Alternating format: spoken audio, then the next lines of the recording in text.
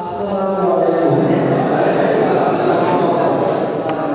আপনারা যারা আমাদের এই দাওয়াত পত্রকে আমাদের এই অনুষ্ঠানে এসেছেন তাদের সবাইকে সাদর সম্ভাষণ এবং অনেক অনেক শুভেচ্ছা। আমাদের অনুষ্ঠান এখন শুরু হবে। অনুষ্ঠানের শুরুতে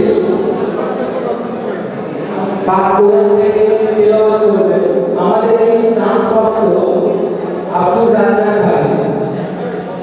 আব্দুর রাজ্জাক ভাই কোরআন থেকে তেলাওয়াত করবেন। আপনারা একটু মনোযোগ সহকারে শান্তভাবে আমাদের অনুষ্ঠানটা উপভোগ করুন। এখানে অনেক কিছু শেখা আছে। ধন্যবাদ।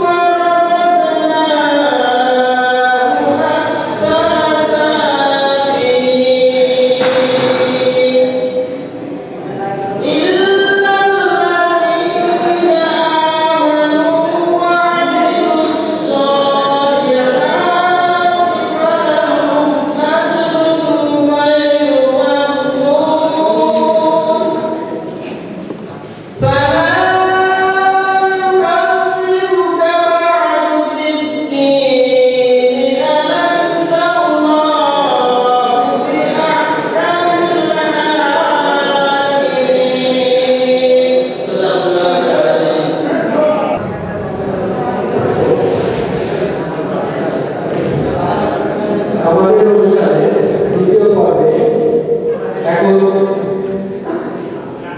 প্রথমে আসবে টিসি পক্ষ থেকে শুভেচ্ছা বক্তব্য রাখতে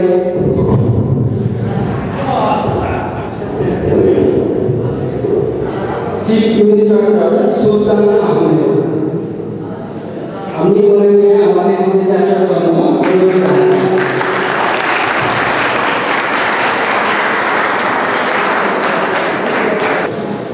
আসসালামু আলাইকুম ওয়া রাহমাতুল্লাহি ওয়া বারাকাতুহু। বিসমিল্লাহির রহমানির রহিম।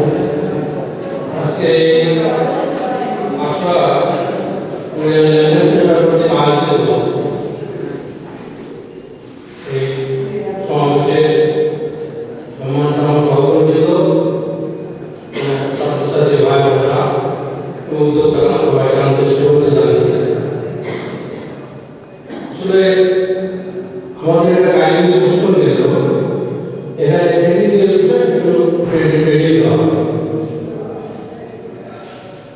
দক্ষিণ কোরিয়া রবীন্দ্রনাথ আমাদের আশা কোরিয়ান ল্যাঙ্গুয়েজ সেন্টার অনেক সহযোগিতা করে। আমরা যতটুকু জানতে পেরেছি তারা মোটামুটিভাবে কোরিয়ান যাওয়ার পরে যে ওয়ার্ক পারমিট, বিদেশি ভিসা এসব সহযোগিতা করে। বিদেশে যেতে গেলে আসলে সেই দেশের ভাষাটা থাকা উচিত, অন্যথায় সে দেশের সাথে চলাফেরা কার্যক্রম ব্যবহার। আমি আসলে একজন এই শ্রোতা অসুবিধা আসছিলাম, কিন্তু অধ্যক্ষ স্যার একটু কাজে বাইরে গেছে, এই জন্য আমাকে এই কথা বলতে হচ্ছে।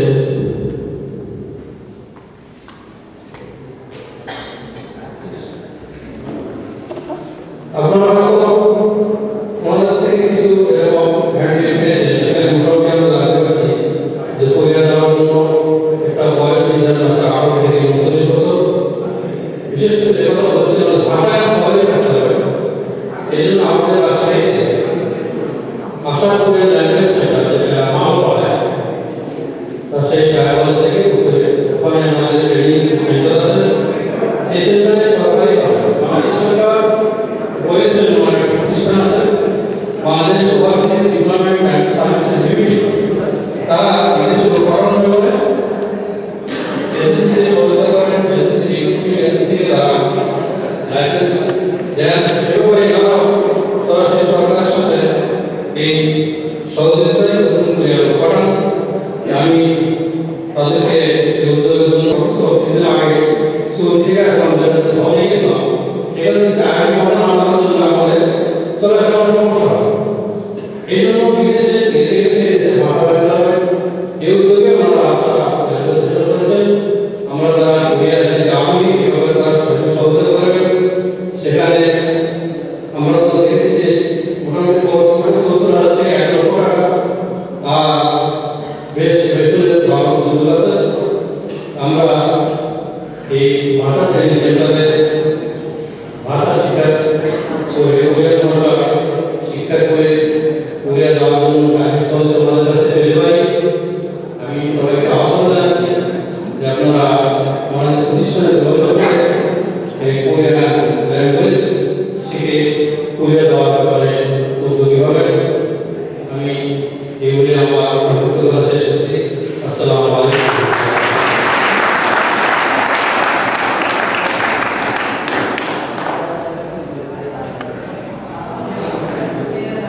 ধন্যবাদ সবাইকে।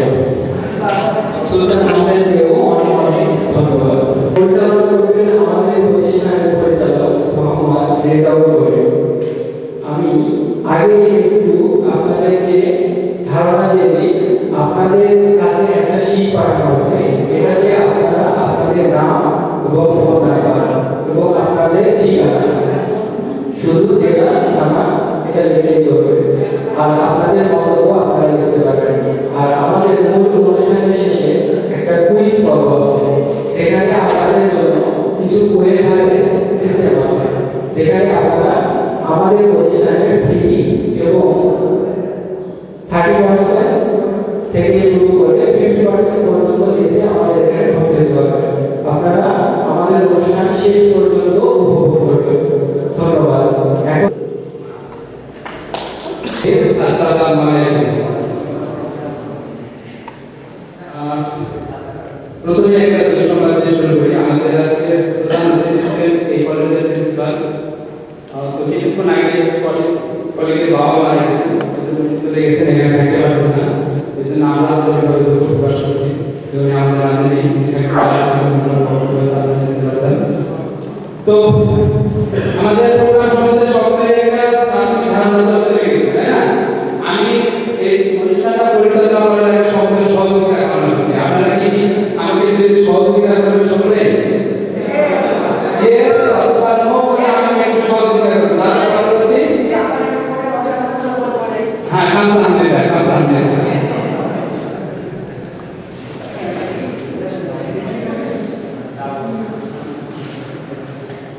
আমাদের অনুষ্ঠান সকলেই মনোযোগ সহকারে শুনবেন। যদি আমরা একটা ল্যাঙ্গুয়েজ সেমিনারে আসছি, কিন্তু তারপরেও এখানে আমি কিছু বিষয় নিয়ে আলোচনা হবে, আপনারা একটু আমাদেরকে সহযোগিতা করবেন, তাহলে অনেক কিছু আপনারা জানতে পারবেন। আমরা কিন্তু প্রত্যেকেই কি একটা স্বপ্ন দেখি তো, স্বপ্ন দেখি। কে কি স্বপ্ন দেখেন বলতে পারবেন? বলে কি স্বপ্ন দেখেন? প্লেন ওঠার স্বপ্ন দেখেন? আছে অনেক বলে স্বপ্ন। হ্যাঁ, যদি থাকে তাহলে আজকে আলোচনাটা আরো করব, ঠিক আছে?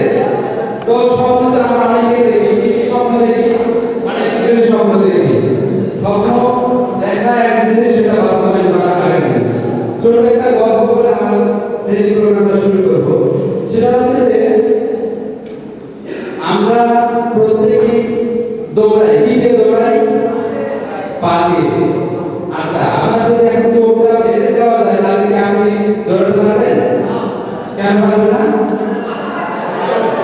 পা দিয়ে, কিন্তু চোখ বন্ধ করে দৌড়াতে পারবেন না কেন? আচ্ছা, তাহলে আমরা যারা স্বপ্ন দেখি, প্রত্যেকে বেশিরভাগ স্বপ্ন দেখি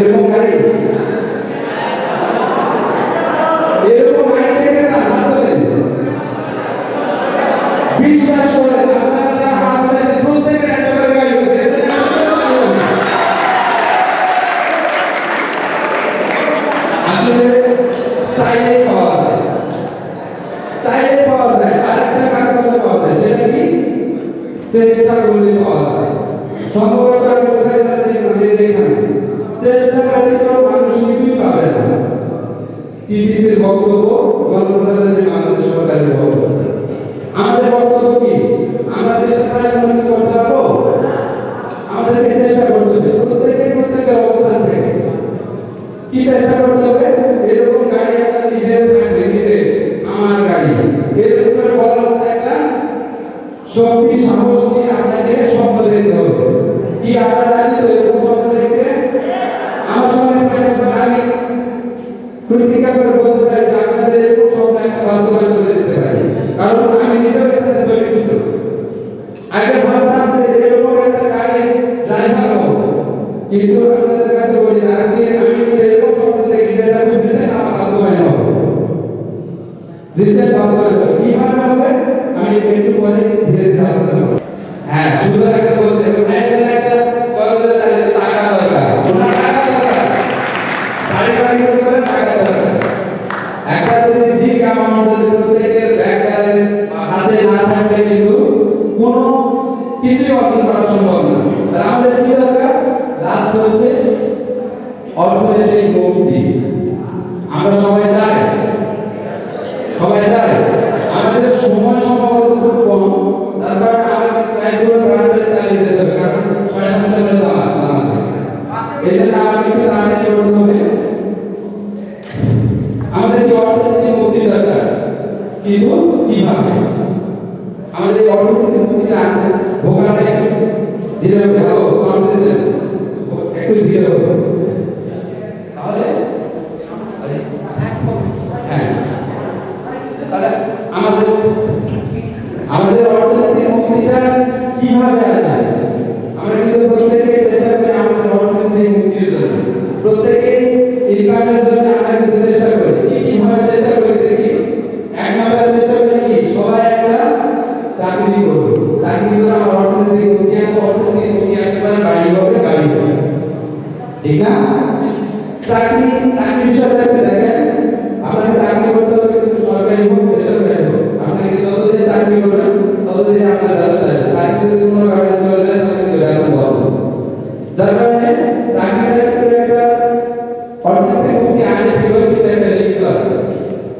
তারপরে আছে কি ব্যবসা।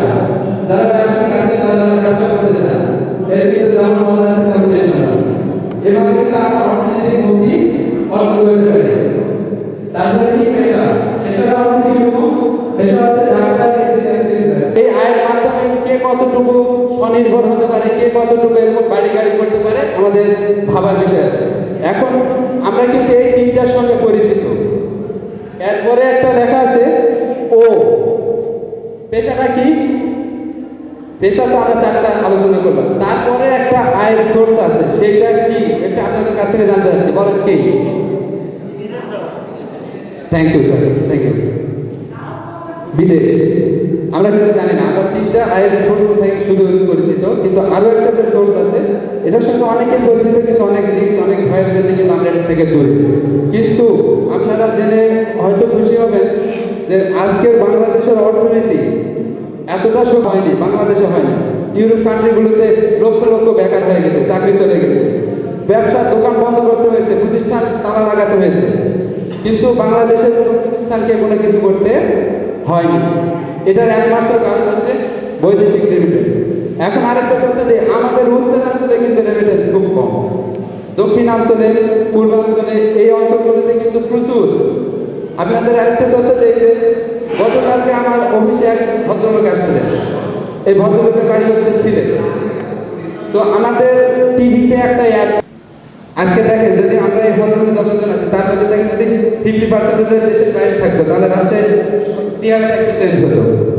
কারণ কি দেখেন, যে সিলেটে যদি এই একটা প্লেন যদি এয়ার থেকে ল্যান্ড করে তাহলে একটু ভাবতে হবে যে এখানে কত পরিমাণ লোক আছে, ঠিক আছে না? তাহলে আমরা কিন্তু বিদেশ গিয়েও কিন্তু একটা খুব ভালো থেকে একটা স্বনির্ভর করে গড়ে তুলতে পারি। বিদেশ যাবেন কিভাবে? সরকারি ভাবে না বেসরকারি ভাবে? আমরা কিন্তু বিদেশ দুইভাবে যেতে পারি, একটা হচ্ছে সরকারি ভাবে, একটা বেসরকারি ভাবে। বেসরকারি ভাবে যেতে গেলে পারে কি করতে হয়? যে কোনো দেশে যেতে ন্যূনতম টাকা লাগে কত? 3 থেকে 5 লক্ষ টাকা, যদি আমার হিসাব ভুল না হয়। আমার হিসাব কি ভুল আছে না ঠিক আছে?